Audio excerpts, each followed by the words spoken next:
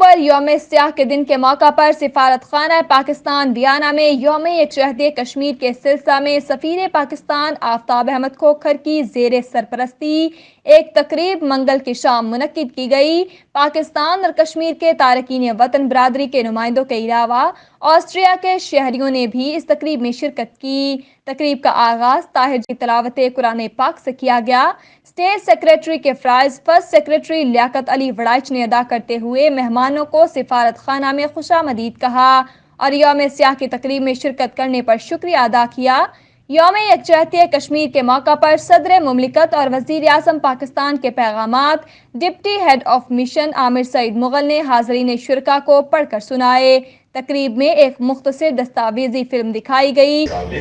غالب مسلم اکثریت کی ریاست پر پاسبانہ تسلط اور قبضہ جما لیا گیا۔ کشمیر نے روز اول سے ہی کبھی بھی ہندوستانی جابرانہ تسلط کو تسلیم نہیں کیا۔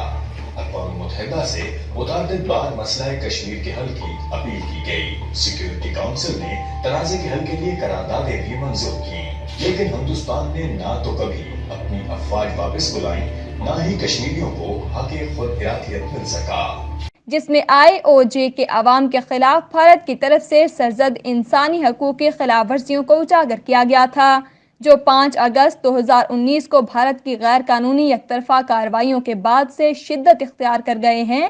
بھارتی مظالم کی مذمت کرتے ہوئے مختلف مقررین، پاک فرینڈز آسٹریا کے صدر علامہ غلام مصطفیٰ بلوچ، PCFA کے نائب صدر خواجہ منظور احمد، معروف کشمیری رہنما راجہ انصر عظیم، افسر راٹھور، مظہر عباس جعفری اور پروفیسر ملک شوکت عوان نے کشمیری عوام کو خراج تحسین پیش کیا، جو ایک بہادری سے جد و جہد کر رہے ہیں اور آزادی حاصل کرنے کے لیے بڑی قربانیاں پیش کر رہے ہیں۔ ضرورت ہے وہ غالباً قائد اعظم رحمۃ اللہ علیہ کا وہ مشہور جملہ جب ان سے پوچھا گیا تھا اب پاکستان کو بنا رہے ہیں، وہ مسلمان جو وہاں پر رہ جائیں گے ان کا پرسان حال کون ہوگا؟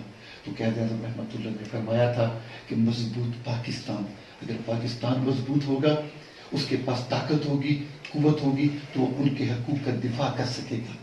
تو اس وقت جو ظلم ہو رہا ہے اس کی ایک ہی صورت ہے کہ ایک مضبوط پاکستان ہو، ہمارے دوستوں کے ساتھ جیسے چائنا ہے یا مختلف ممالک ہے ان کے ساتھ ہمارے مضبوط قسم کے دوستی کے تعلقات ہوں، جو ایک دوسرے کے ساتھ ہیلپ کر کے قائد اعظم رحمۃ اللہ علیہ کی سوچ کی عکاسی کرتے ہوئے ہم اپنے ان مظلوم اور مقہور بھائیوں کی حفاظت کر سکیں۔ ہوتا ہے مطلب ان کا اسپرٹ دیکھیں کہ وہ کھڑے ہو کے پھر بھی لڑتے ہیں، مرتے ہیں اور اس کے باوجود پھر دوبارہ they don't give it up. Scenario یہ ہے کہ 72 سال سے بھارت انتہائی وحشیانہ انداز میں کشمیر میں ظلم کر رہا ہے۔ کشمیری انتہائی صبر کے ساتھ، انتہائی بہادری کے ساتھ اس کا مقابلہ کر رہے ہیں، اور ہم پاکستانی تقریریں کر رہے ہیں، نعرے لگا رہے ہیں، محفل جوان، اس کے علاوہ ہم نے کچھ نہیں کیا۔ یہ پورے دنیا میں نہیں گیا۔ ابھی میں سمجھتا ہوں کہ آر پار کی قیادت کو کشمیر کاس کے لیے سب سے پہلے ایک پلیٹ فارم پہ آنا ہوگا۔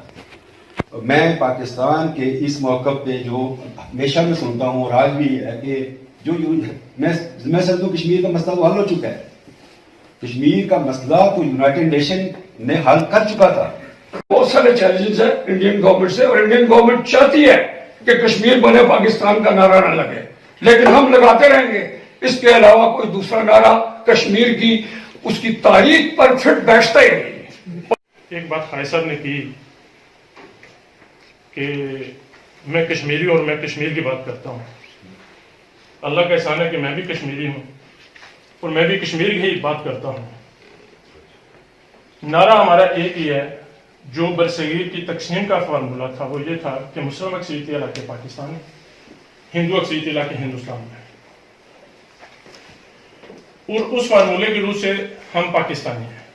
تقریب کے موقع پر گفتگو کرتے ہوئے سفیر آفتاب احمد کھوکھر نے کہا کہ ہندوستان کی ہندو انتہا پسند BJP RSS حکومت پالیسیوں کے ذریعے نسلی فاشسٹ ایجنڈے پر عمل پیرا ہیں، جس کا مقصد IOJ کی آبادیاتی تشکیل کو مسلم اکثریتی ریاست سے ہندو اکثریت والی ریاست میں تبدیل کرنا ہے اور اس کی الگ شناخت کو ختم کرنا، تقریب کے اختتام پر سفیر پاکستان آفتاب احمد کھوکھر نے جیو نیوز نمائندہ آسٹریا اکرم باجوہ سے گفتگو کرتے ہوئے کہا، آج کی اس تقریب کا بنیادی مقصد یہ ہے کہ کشمیر یوم سیاہ کے حوالے سے اس دن کی مناسبت سے جو 27 اکتوبر 1947 کو ہندوستان کی فوجوں نے غاصبانہ قبضہ کیا اور ظلم جاری رکھا جو آج تک جاری ہے، اور کشمیریوں کی جدوجہد کو سلام پیش کرنے کا مقصد ہے آج کشمیریوں کے ساتھ ہمدردی کا، اور ان کشمیریوں جنہوں نے اپنی جانیں قربان کی، شہادتیں دیں،